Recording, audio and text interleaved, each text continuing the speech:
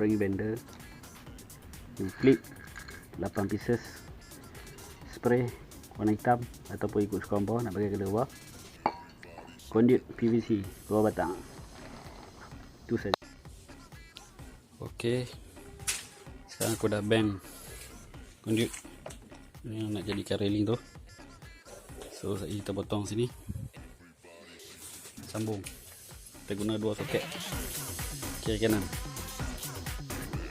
Okey, railing dah siap.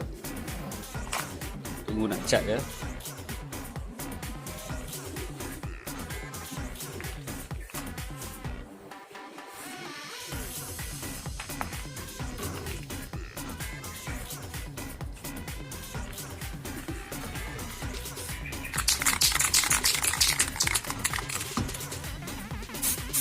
Kick.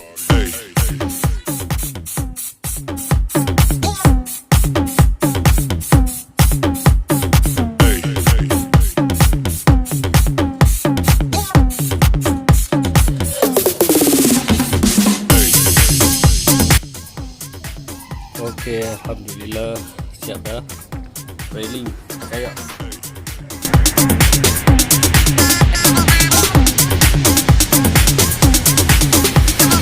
Everybody shake it, baby.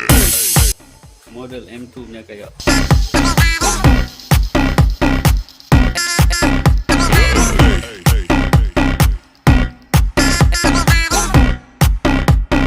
Everybody shake it.